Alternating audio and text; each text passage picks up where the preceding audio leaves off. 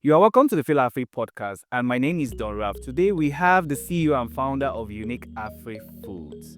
She's going to be sharing with us her experiences, challenges, and her story. Join us as we meet Gisele. Welcome, Gisele, to FilAfrik podcast. So, Gisele, what's up now? I'm okay, though. Okay, I like your hair. Thank you. Hi. So, how has the journey been? Let's start from in beginning. So, run us through Unik Afrifoods. How did it all start? Actually, it all happened. It all started from my childhood, growing up from a home where my mom had a restaurant, and of course I was always helping out, as a good daughter that I am. Okay. So I was helping out, and so I developed this love for food and cooking. So it's always been it's always been my dream to actually have a restaurant, but it's always I've always loved being in the kitchen, helping out and all that. So when I moved to Canada back in 2012, after graduating from biochemistry, and I wanted to further my studies, I love maths, so I decided to dive into accounting. What a great Is biochemistry to accounting and now to food. Let's continue. I want to know how that connects. I know. No, sincerely speaking, when I did biochemistry, I actually wanted to be a medical doctor, but I didn't get an entrance into the medical school, so I decided to dive into biochemistry course. And I've always loved numbers, which is why I love money, of course. Okay. So I decided to come do accounting, which I came into studying accounting, which is certified chartered accounting. Oh, wow. In Toronto. And then after finishing up my courses, and I started working, which of course I wasn't working in my field. I know that sounds somehow bad. No, I mean, it's the Canada stay. It says the Canada. I know. We need to pay your deals like the C's, right? The same goals, So I got a job and I was working with American Express for the past 9-10 years now. But during COVID, just before COVID actually started, when I had my son, Okay. when I had my son, I always worked late shifts. Oh, okay. So I always finished very late. I always finished 2 a.m. So during that time when I was pregnant, I was like, okay, if I do not find something that I'm gonna do, which is gonna allow me to be flexible, having time and for family, then it's gonna be an issue. So I dive into cooking. So I started doing catering. And during the COVID period, I had a lot of customers. I had huge demand in Toronto. And at that time, I was like, it's better I should go to school and learn what it is to professionally be a chef. Wow, that's nice. So I applied to 2 schools, George Brown and Fanshawe. Wow. I got both admissions. Yeah. OEU. Earlier this year, how is the so you wasn't about the food? No, it's not. It's about chemistry.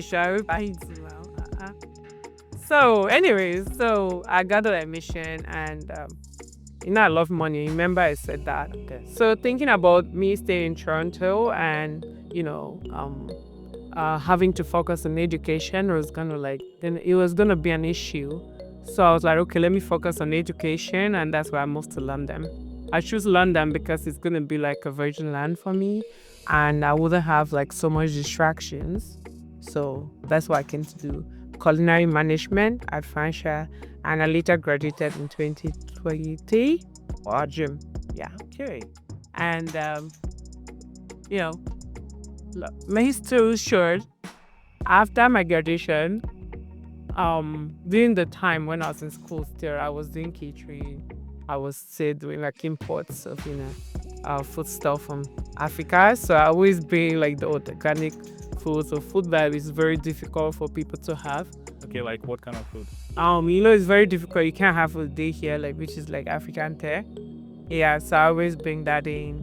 I always bring the the sea, and in fact, everything consuming Africa, Okay, we have a diverse spectrum of spice and everything, which is like, it's always good to bring, remember home, feel of home. You bring a feel of home to people who are so far away, like. So, so after I graduated, and then I was like, okay, this is a time for me to turn my passion into something very fruitful, and that is how Unik Afrifood became a thing, or I gave birth to Unik Afrifoods. And the reason why I choose Unik Afrifoods is because I like to do something, not because everyone is doing it, but because I actually want to be unique. I actually want to be different. I want to do me, and I want to do it in a way that that my capacity, or you know like, I want to do my best at everything. So I wanted to I thought about the name, and I was like, okay, Unik Afrifood is the best thing that I can think of at that time when I was bringing up a name. So that's how the name and wow. I would think about. Wow, like I'm short of words. You said, in fact, wow. So from biochemistry to accounting, from accounting, go to culinary school, from that you now created Unik Afrifoods. So did you say the journey has been rewarding, worthwhile? You taking that leap, founding your own business, starting your own thing, Unik Afrifoods, has it been rewarding, or do you feel like maybe you should have not, stick to a 9 to 5? No, it's been very rewarding for a fact. And definitely, like, the beginning was very challenging, Okay. which at some point I was like, oh man, was this the right thing I did? Was it the right choice? But, I always think about like where I'm going. It's not just about like the moments, but more about, um, where am I heading to? Does this make me happy? And sometimes, and of course, when I started my business, I still had my part-time job, like with American Express. Okay. So I was doing that. I didn't list my job completely. Okay. So I still had my job to sustain me, because I know sometimes the reason why sometimes some people can easily quit is because, like, you're not seeing money coming in. Yeah, there's that pressure of your bills coming, and then you just have business, and then maybe that day you don't have good sale. You are now pressured to just quit. Yeah. I mean, truth be told, like, we had a shout, and we literally like go sit down there and watch it, like maybe a series or a 2 hours movie, and no one will even say hi. So it was really challenging, and at some point I was like, maybe I need to start praying more. Maybe I should take this business to Chile. The Americans telling me labash. But our first, God has it as it is, When you live, like, you has to put your trust in God as well. And also, not just your trust, but entrust everything that you do into the hands of God. So I actually trusted that God was going to send customers. And, thank God, they started bouncing, people started coming. But I said this somewhere. Someone told me that there's an African shop here, and then they started coming. And thank God, like, they were doing well. Wow, There's that's nothing. a lovely story, I must say. Wow. So if I hear you, would you say you will advise a young entrepreneur to hold on to their 9 to 5 first before going all in to entrepreneurship? Or would you say go straight to entrepreneurship? Like, this is where you want to go for it? I would say, if you have the time and the help, that you can still give your business and still be able to manage your job, you should. Because I was working from home, I was doing part-time. Oh, okay. I could just do 2 days in a week. So these days when I had help in the shop, then I could stay at home to, like, take care of the job that I had. So it wasn't an issue. Oh, But then if you know that your job cannot allow you to do your business, I think I'm speaking from my own point of view, but I would say if you are able, you should continue. okay. But if not, then you can definitely, give it going all in. But before you do that, make sure that you save up a little bit for rainy days, because it's gonna be really, really rainy, and it's gonna be very less in the beginning because some costs come that you do not expect. I remember when I was about setting up the business and I was like, okay, yeah, I have my inventory, I have like everything set up, and I called the city to come do like the um the inspection. Okay. And then they came down, they said, oh, you have to put a sink. And I'm like, oh wow. And before the sink comes in, I need like a licensed architect to put in the structure. And the license architect was asking me like $1,500. Is that, oh, This is standard, yeah. and then before the license architect, they said I need a license I need a license plumber to be able to do the work, and that like cost like another 1,000. And with the city, like the license or the certificate that you, like the license fees as well. So these are kind of like costs that if you're not ready, or if you, of course, you do not expect, so you did not budget for it as well. So sometimes unexpected expenses do come, and if you're not ready, you might really find yourself struggling. So I think that if you don't have to keep your job, of course, to keep your daily lives going, Yeah. like your bills, your rent, and everything, you should at least be able to save up, because just having a job do not really help, but you have to save up. So if you're not having the job going, you have to save up a little bit more for unexpected expenses. Okay, that's good. Coming from an accountant, I mean, you hear her, she has experience. And I mean, so if you have to get into business, you have to make sure at least you have, like, what's the name? You call it an investment word. Maybe like have your emergency for, yeah, saved up 3 to 6 months, save for you go all in. That's interesting. So, how has the community here in London helped you to, grow your business to thrive? I know you're from Cameroon, so, and you cater to Nigerians, Cameroonians, everybody, right? So, how have you been able to tap into the power of that community, and how has the story been? I think what I've actually come to realize is you just have to do you. Like, give the best of yourself to your business, to your customers, and to everything that you do. Even if it's the food that you're cooking, even if no one is buying, just try to do your best, because I believe, like, if you do your best, you don't have to say a word. Those things are gonna speak for you, because sometimes, like, I remember just funny story. Someone called me today. This lady came to the shop today. I was in the shop earlier, and the lady came in, bought like fish roll, and I'm like, okay, this is your first time. I'm gonna give you extra for 4.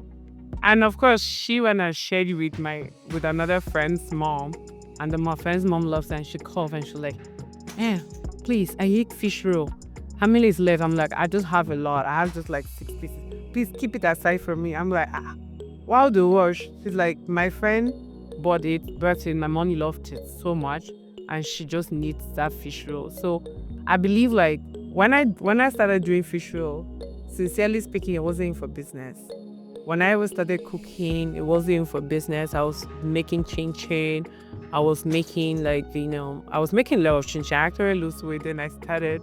And to myself, well, like, I'm gonna come and help you so that I lose weight with you. So I actually think, like, when you do something right with your entire heart, because I believe everything is an art. When you do it with your heart and put in all your best, just be patient. It's gonna yield fruits, because I feel like it's just the community. The community helps me, help me, because when someone tries it, they tell another person. And I also believe, like, one thing that I've heard like other people say is I have a very good customer service. Maybe it's just my smile. Yeah, Gisele smile. The Gisele right. So it's probably like not like it's intentional, but that's just who I am, right there.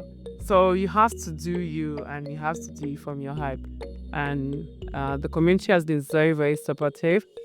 despite the nationalities, I see a lot of people coming from Nigeria, Ghana, Cameroon, and so white people coming, and Indian people who have Skip the Dishes, DoorDash, Uber, and different people, different nationalities, and different things, of course, coming to buy. So I just believe that we'll do our best.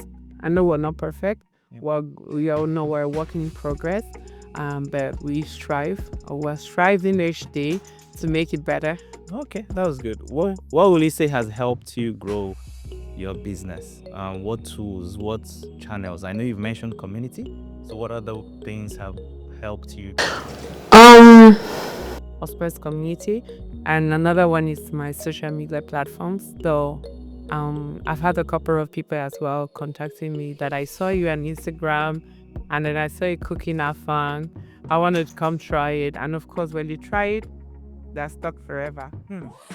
You desire brand. Okay, I know. So yeah, so that's my social media platforms like my Facebook, my Instagram, my TikTok, and as well, I've also done some adverts as well on WhatsApp. So a couple of people have contacted and have been in touch as well through my social platforms. So if you follow Unik Afrifoods and any of those platforms, of course, you'll be able to, get in touch with all my delicacies that I provide, and I get updates. I hope we'll get some of the delicacies too. Or another team of FilAfrik is waiting. Why not at this station? We're always ready, providing the best. Okay, so if you were to advise someone now looking at Gisele with your nice hair, nice jacket, everything on point, and person is like, almost see me in the future. I want to just be like you. What will you tell the person? What's the advice you give the person? Like, how would you guide the person to start? I would say that you have to be very patient. I didn't get here overnight. I remember, when I started cooking in Toronto, I didn't have a lot of customers, and sometimes I'll cook food and it even goes bad. But You kept cooking. I kept cooking, keep up the dream.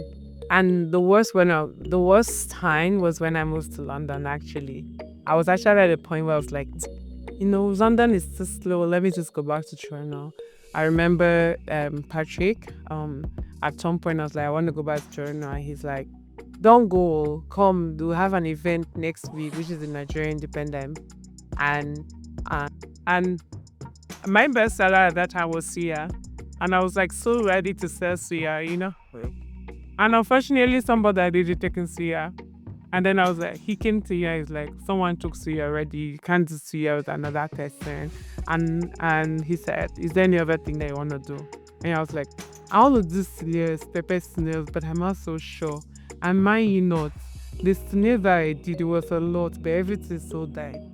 So I was so happy. And a lot of people actually knew me from there as well. So a lot of people is like, when they send the e-transfer from buying, they came back and like send an email like, oh, I bought this mousse at this so and so place and I want to order again. So that helped a lot, especially with the Nigerian community. So I really appreciate him for that. The Nala Penelican Patrick, yeah. Yes, so he made me not to go. Like, I wanted to go back to Toronto because that's where my base was. I was there for 8 years before moving here. So it was easier for me to like, okay, let me go back to where everyone knows me. But he made me to like, see a different light, and I stayed. And I don't regret it after I graduated, right? Fast forward, we see you being featured at the London Small Business Center. So tell us about that. So from wanting to give up, going back home to Toronto where it all started, you're like, I know do again. Go back to Toronto, to Patrick convincing you, and then with Nala, changing the game for you. And now we're seeing you spotlight. I know. Yeah. So about that. So this fateful day, I was actually like, I was not looking for I was looking for a kitchen. So I actually decided to stay in London. Now I was looking for a commercial kitchen to rent. I was telling you, it's in the London Small Business Center popped up. And then they said, fill out the form. In my mind, I was filling out the form for like the kitchen. It reminded me not. I saw something there like grants. So there was a $5,000 grant that was actually attached to it. I did not say no. But then I'd known that's what I was applying for. So now they contacted me and they're like, oh, there's an information session that has been set up. So for all of you to attend. So I attended with like so many of us, were like 30, 40 people. And then they said after the selection, they're going to select 15 people. And thanks to God, my name was there. So I was selected based on like my dream. Like we actually created like a business plan. Oh, So with the business plan, a team of delegations sat down to go through it. So I did a course and I did like all the trainings and they gave me all the money, which actually helped so much towards my opening because the cost of opening is so high, especially when you open like a grocery store or a store that needs a lot of inventory. So that helped a lot.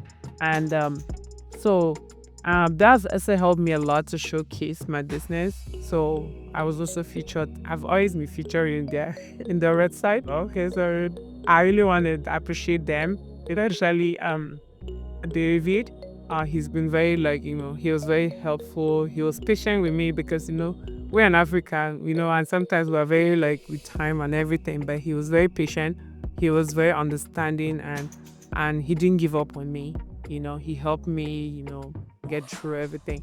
And that's how I got, And each time as well, they reach out to me, do you want me do this to the community? And I'm always ready and always willing to help because I believe that if you get something or whatever you have in you, it cannot be felt until you share it to other people. So whenever I have an opportunity to be there for others, I always strive to be.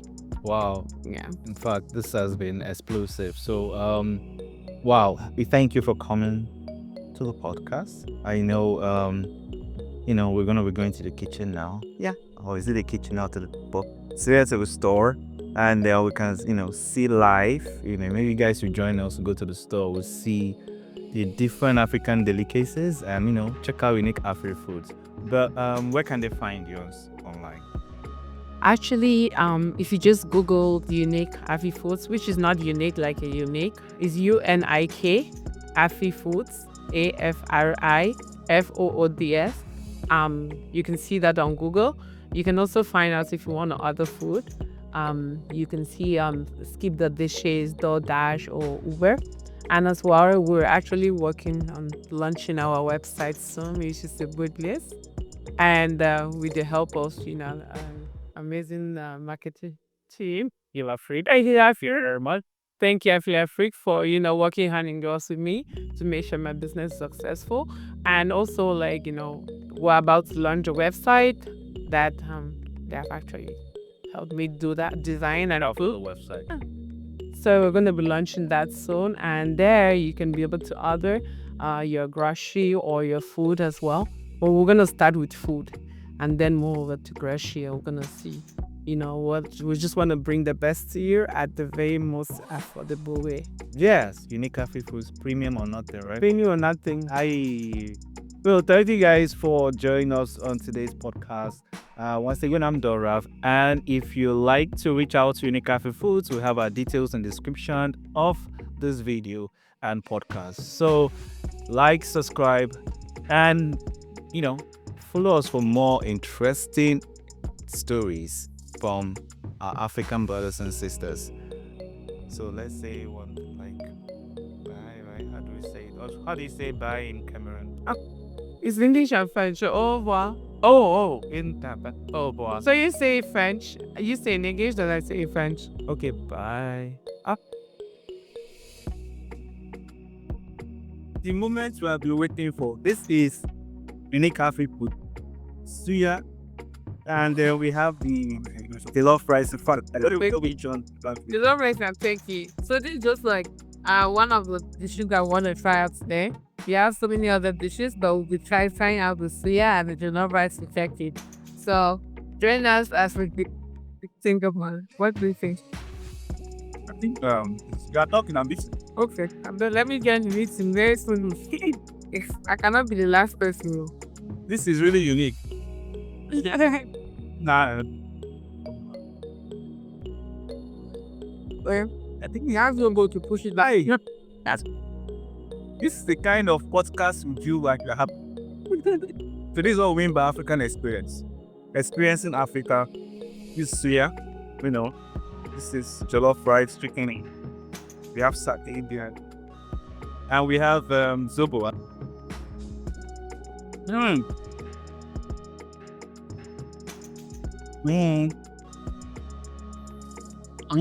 Tattoo. Guys, you are missing. Hello, come back. Guys, you are missing. Please don't be behind the camera. Make sure to come back. Sorry.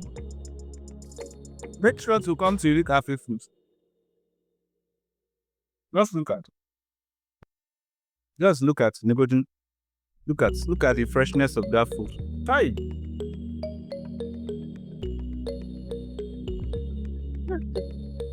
This is African experience. Thank you guys for watching. My name again is Don Ralph. So, Just the chef gang, everything. I'll see you. But Bye. see you later.